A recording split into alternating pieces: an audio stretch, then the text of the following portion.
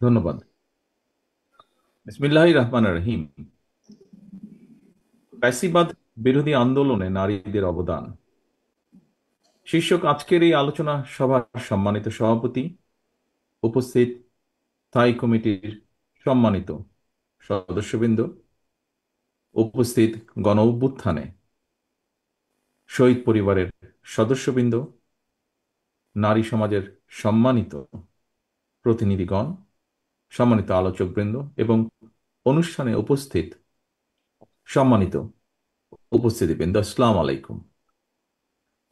আমরা সকলে এতক্ষণ গণ অভ্যুত্থানে নারীদের ভূমিকা এবং আন্দোলন পরবর্তী চলমান রাজনৈতিক পরিস্থিতি নিয়ে অনেক ডিটেইল আলোচনা আমরা এখানে শুনলাম। আলোচনা আমরা আলোচকবৃন্দ আলোচনা করেছেন। আহ, যারা বিভিন্ন শ্রেণী পেশার নারী পুরুষ দেশ এবং জনগণের স্বার্থ রক্ষা করতে গিয়ে যারা শহীদ হয়েছেন, তাদের কাছে বাংলাদেশ আজ ঋণী। প্রিয় উপস্থিতিবৃন্দ, এবার তাদের প্রতি আমাদের ঋণ পরিশোধের পালা। এ ব্যাপারে কোনো কোনো বক্তা তার বক্তব্যে তুলে ধরেছেন যে ভবিষ্যৎ বাংলাদেশটি কেমন হলে আমরা আমাদের এই শহীদদের ঋণ কিছুটা হলেও পরিশোধ করতে পারবো ইনশাল্লাহ। সম্মানিত উপস্থিতিবৃন্দ, 1971 সালের স্বাধীনতা যুদ্ধের অর্জন থেকে 2024 সালের স্বাধীনতা রক্ষার যুদ্ধ, বিভিন্ন সময়ে গণতন্ত্র প্রতিষ্ঠা কিংবা ফ্যাসিবাদ বিরোধী 1.5 দশকের আন্দোলন, প্রতিটি সংগ্রামে আন্দোলন সংগ্রামে মানুষের পাশাপাশি নারীরাও লড়াই করেছেন, জীবন দিয়েছেন। শুধুমাত্র জুলাই গণ অভ্যুত্থানে কমপক্ষে 10 জন নারী শহীদ হয়েছেন। আমি ব্যক্তিগতভাবে বিশ্বাস করি একজন নারী সংগ্রামী অবদানকে শুধুমাত্র হতাহতের সংখ্যা দিয়ে বিবেচনা করলে সেটি হবে নারীর আত্মত্যাগের প্রতি অবিচার। কারণ গণতন্ত্র প্রতিষ্ঠা কিংবা স্বাধীনতা রক্ষার আন্দোলনে কোনো সংসারের একমাত্র কার্যক্রম পুরুষ সদস্য হত হওয়ার পর পর একটি সংসারকে টেনে নিয়ে যাওয়ার ক্ষেত্রে একজন নারীর যে নিরন্তর প্রতিদিনের যে সংগ্রাম, এমন একজন সংগ্রামী নারীর কথা আজ এই মঞ্চেই আমরা শুনেছি, তাকে আমরা দেখেছি। এটি কিন্তু একজন নারীর জন্য অত্যন্ত কঠিন একটি লড়াই, জীবনের প্রতিটি বাঁকে। সম্মানিত মা এবং বোনেরা, স্বাধীনতার ঘোষক শহীদ রাষ্ট্রপতি জিয়াউর রহমান বাংলাদেশে প্রথমবারের মতন নারী উন্নয়নে পৃথক একটি নারী বিষয়ক মন্ত্রণালয় গঠন করেছিলেন, যা আজকে আমরা এখানে উপস্থাপিত যে ডকুমেন্টারিটি ছিল সেটিতে আমরা দেখেছি।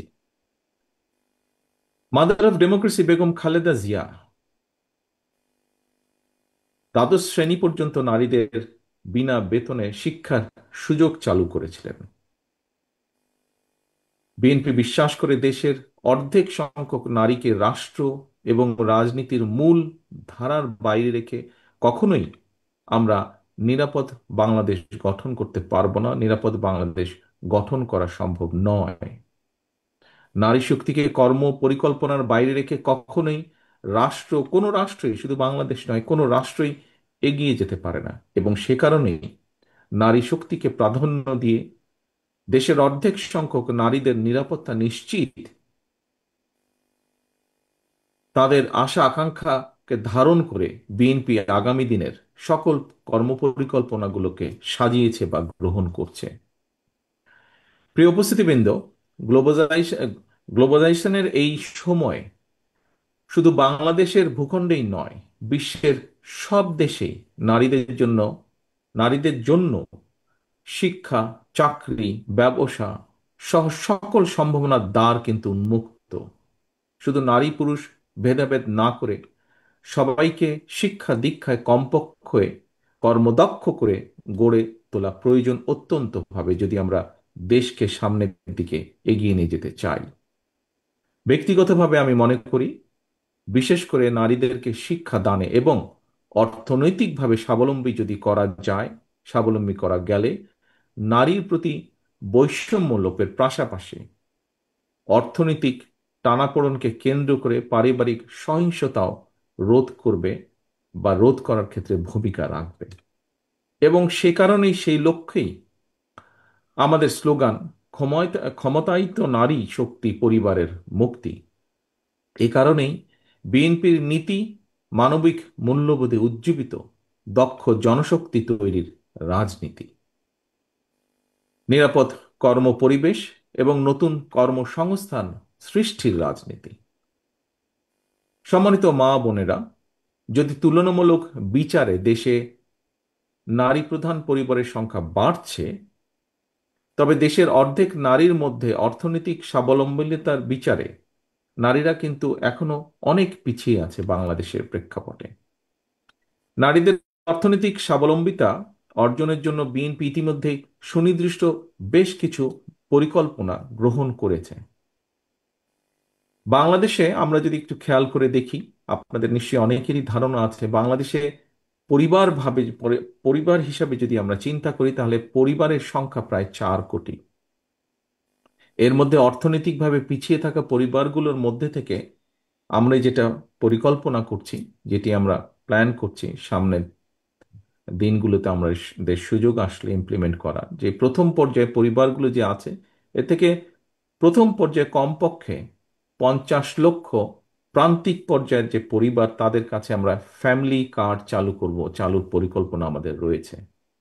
ইনশাল্লাহ আসন্ন নির্বাচনে বিএনপি জনগণের রায় রাষ্ট্র পরিচালনার সুযোগ পেলে পরিবারের নারী প্রধানের নামে কিন্তু আমরা এই ফ্যামিলি কার্ডটি আমরা ইস্যু করব। এর লক্ষ্য বা কি, উদ্দেশ্য কি হতে পারে, খুব সংক্ষেপে আমি আপনাদের সামনে 2 লাইনের মধ্যে বলার চেষ্টা করব। সেটি হচ্ছে, প্রান্তিক পরিবারগুলোকে প্রতি মাসে রাষ্ট্রীয়ভাবে আর্থিক অথবা প্রয়োজনীয় খাদ্য সহায়তা প্রদান করা হবে। আমরা আশা করছি এই ধরনের উদ্যোগে পরিবার এবং সমাজে একদিকে নারীর অর্থনৈতিক ক্ষমতায়ন ঘটবে, অপরদিকে পরিবারগুলোর সামনে ধীরে ধীরে স্বাবলম্বী হয়ে ওঠার সুযোগও তৈরি হবে। প্রিয় মা ও বোনেরা, বিগত 1.5 দশকেরও বেশি সময় ধরে ফ্যাসিবাদ বিরোধী আন্দোলনের সময় অনেক মা তার প্রিয় সন্তান হারিয়েছেন। আমার মাও তার এক সন্তানকে হারিয়েছেন আপনাদেরই মতন। বহু স্ত্রী তার প্রিয়তম স্বামীকে হারিয়েছেন, বোন তার ভাইকে হারিয়েছেন। অনেক মা বোন নির্যাতিত নিপীড়িত হয়েছেন। অনেক পরিবারের পারিবারিক বন্ধন ছিন্ন বিচ্ছিন্ন হয়ে গিয়েছে। হাজারো শহীদ আর স্বজন হারানোর অসংখ্য মা বোনের আর্তনাদে শেষ পর্যন্ত ফ্যাসিবাদ অবসানের পর আমাদের সবার সামনে শিশু, নারী, পুরুষ, ধর্ম, বর্ণ নির্বিশেষে একটি মানবিক বাংলাদেশ গঠনের সুযোগ সামনে এসেছে, যা আজ এই মঞ্চেও বিভিন্ন বক্তা তুলে ধরেছেন। প্রিয় উপস্থিতিবৃন্দ, সম্মানিত মা বোনেরা, নারী সমাজের সম্মানিত সদস্যবৃন্দ, এই যে যেই সুযোগটি এসছে আমাদের সামনে, এই সুযোগকে কাজে লাগিয়ে শহীদদের কাঙ্ক্ষিত বাংলাদেশ গঠনের জন্য আমি দৃঢ়ভাবে বিশ্বাস করি আগামী দিন নারীদের ভূমিকা অত্যন্ত গুরুত্বপূর্ণ। আরেকটি দাবি এসেছে, সেই দাবির সাথে আমি একমত, যে কথাটি আমি আপনাদের সামনে তুলে ধরব বলে নিজেই ঠিক করে রেখেছিলাম।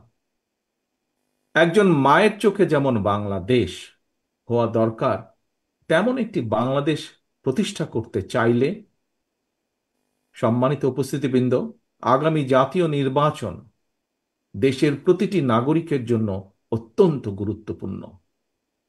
দেশে যাতে আর কোনোভাবেই আর কোনোদিন ফ্যাসিবাদ, উগ্রবাদ, চরমপন্থা মাথা চাড়া দিয়ে উঠতে না পারে, এই ব্যাপারে বিশেষ করে নারী সমাজকে অত্যন্ত সতর্ক এবং সজাগ থাকতে হবে।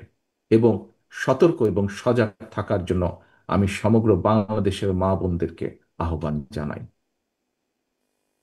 আমি দেশের গণতান্ত্রিক আমি জনগণকে আবারও আহ্বান জানিয়ে বলতে চাই, নারী, পুরুষ, শিশু, ধর্ম, বর্ণ নির্বিশেষে সবার জন্য শহীদদের কাঙ্ক্ষিত একটি ইনসাফ ভিত্তিক, গণতান্ত্রিক নিরাপদ বাংলাদেশ প্রতিষ্ঠার মাধ্যমে শহীদদের আত্মত্যাগের প্রতি সম্মান জানানোর জন্য আমরা ঐক্যবদ্ধ থাকি।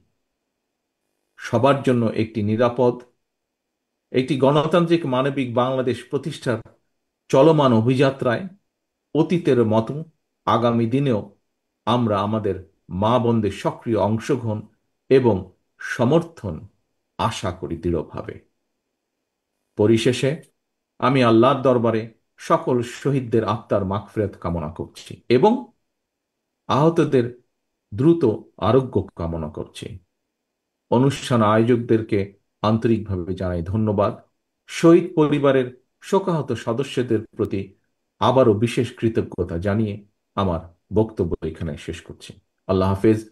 বাংলাদেশ জিন্দাবাদ। বাংলাদেশ জাতীয়তাবাদী দল জিন্দাবাদ।